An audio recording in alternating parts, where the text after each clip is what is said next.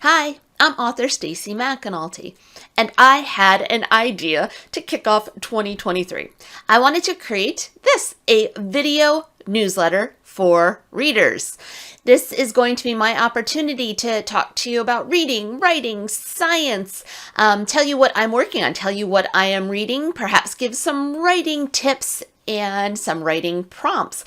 I don't know what's all going to be involved. We're going to kind of learn together. This is the first episode, and I am excited to share with you. So let's get started.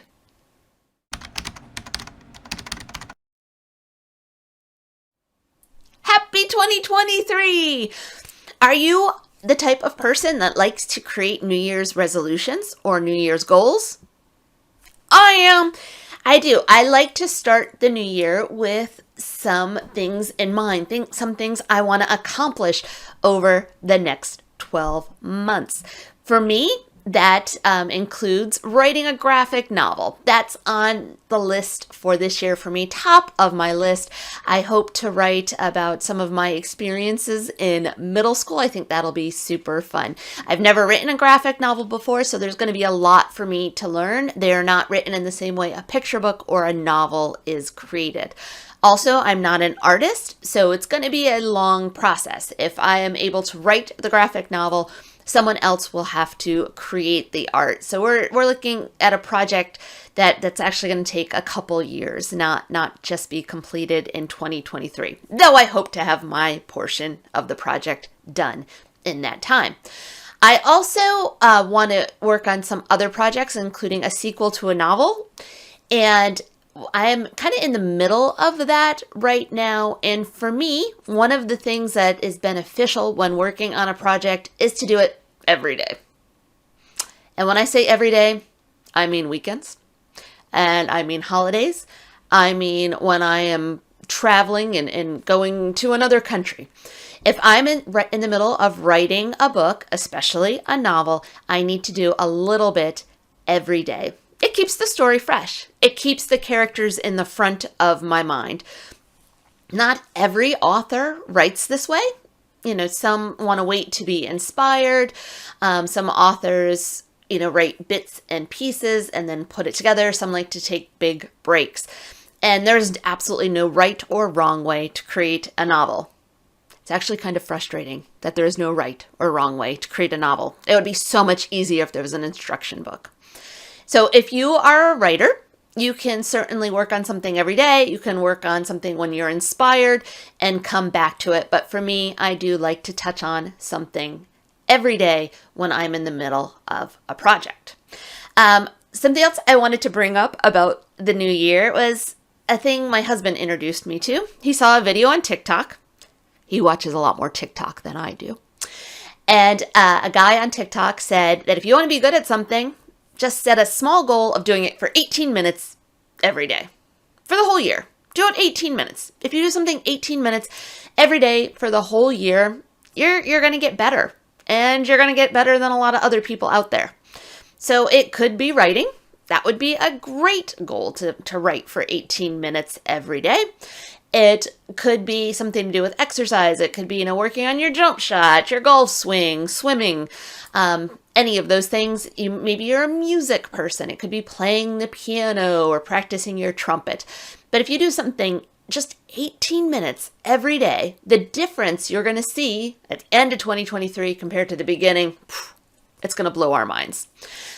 For me, I haven't picked anything that I plan on doing for 18 minutes every day, but I should really focus on typing. Yes, I'm an author that doesn't know how to type. I'm an author of over 30 books, and I don't know how to type.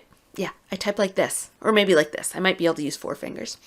But if I worked on 18 minutes a day, perhaps by the end of the year, I would be able to type fluently and faster than I could do it now, for sure, and make less mistakes. So maybe I'll give that a try. Got to think about that. I think that'd be a good goal for me. One of my other goals is not writing related, and it's not something I can do for 18 minutes every day. I really would like to be able to do a pull-up. I have never in my life been able to do a pull-up. I remember being in gym class in middle school and high school. Could not do a pull-up. I also could not climb the rope. We used to have to climb a rope and like touch the top. Could never do that. I would really like to be able to pull up my own body weight. That's something I think I'm going to try to work on this year as well. So those are some of the things that interest me for 2023, some of the things that I hope to accomplish. I'd love to hear what you have on your radar for 2023 as well.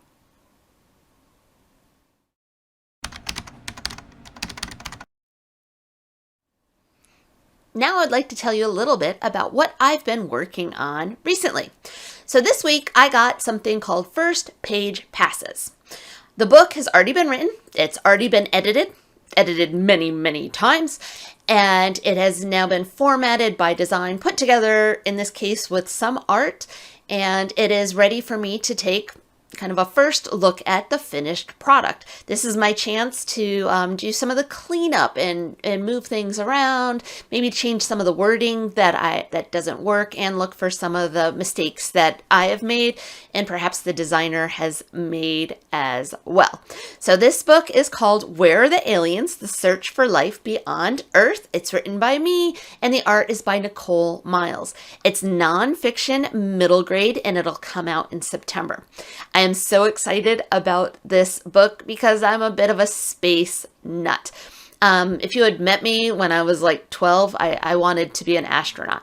But so this book is my chance to kind of explore space, and it just talks about all the different ways that scientists, astronomers, astrobiologists are looking for alien life. Now, I think, the intelligent alien life would be the most exciting stuff, but there's also scientists out there looking for the teeny tiny microbe kind of alien life as well. The art in this book is so fun and it's hilarious in parts. I love it so much. There's also some art to help us understand the science concepts as well. But again, my job at this point is to go through, read the book from top to bottom and look for things that aren't working quite right or not working as I intended, and some of those mistakes that we may have made in formatting and in writing.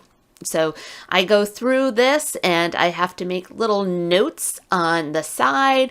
Here's an example where it says I change will to let's. So instead of saying we'll contemplate what may or may not exist, I want it to say let's contemplate what may or may not exist. So the changes are pretty small at this point. This one is close to becoming a book. Super excited.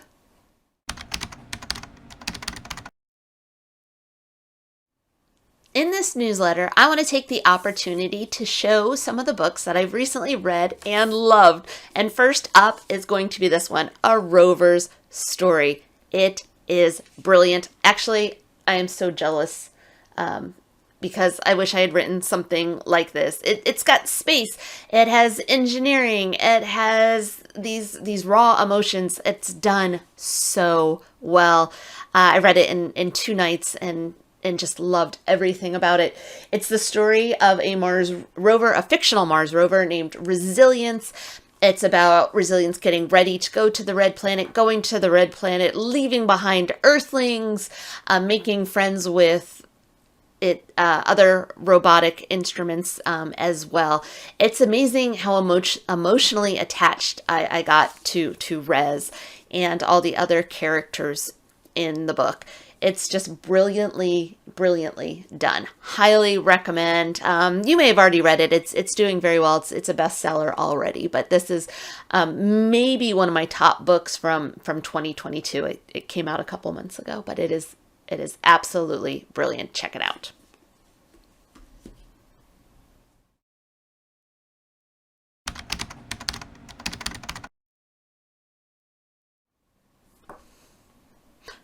Do you love writing prompts? I have a love-hate relationship with them. If they're good, they can definitely inspire and I can have a lot of great ideas. If they're bad, I can get frustrated and waste a lot of time. Still, I want to give it a try. So here is your first writing prompt. And I'm just I think of this one kind of as a title. And the title is simply this: Reward $1 million. That's it. What would your character, or if you want to make it autobiographical, what would you give $1 million for to have it returned to you? What object would be devastating to lose or have stolen? And I think to make this more interesting and to make you work a little harder, I would suggest sticking with an object, not a dog, not a person, but what object is worth so much to you that if you had $1 million, you would give that to get it back.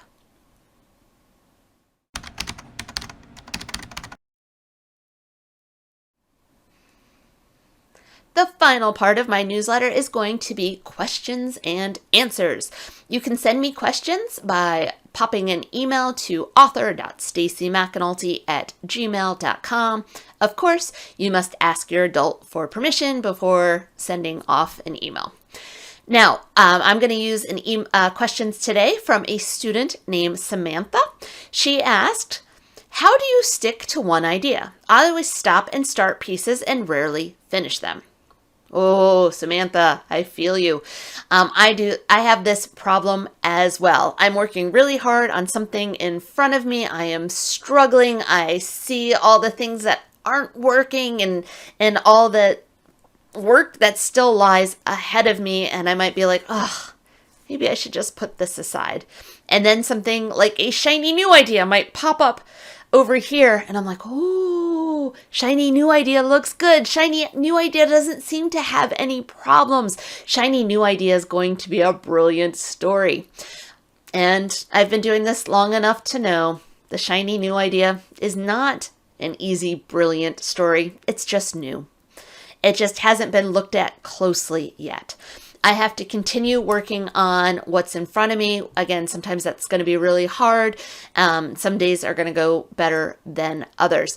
Now, if that shiny object is still there when I finish my work for the day on project in front of me, if I finish my word count or I finish my revision, and shiny object is still there hanging out, I can do work later on it. I can start jotting down ideas, start putting things in notebooks. I can go for a walk and just think about that shiny new idea. I don't have to say no to it, but it doesn't get to take over my work time.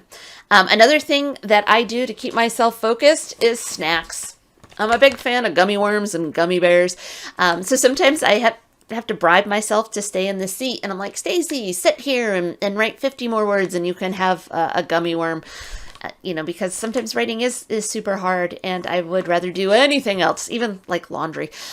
So I do bribe myself to sit here and finish the work. So I totally get you, Samantha, that sometimes you want to start a new idea or walk away from the hard stuff. But I promise you, if you push through it, you're going to feel better. You're going to get there, because every project is going to have those points where you want to, when you want to stop and look at the shiny new project. But keep going forward, bribe yourself if you have to, but get through that first draft and then perhaps that revision and so on. And you will be so proud of yourself, and I'll be proud of you too. Thanks for the question, Samantha.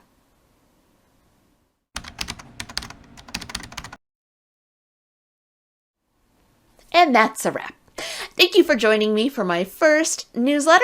I hope to do it again. In the meantime, happy writing, happy reading. Bye, friends.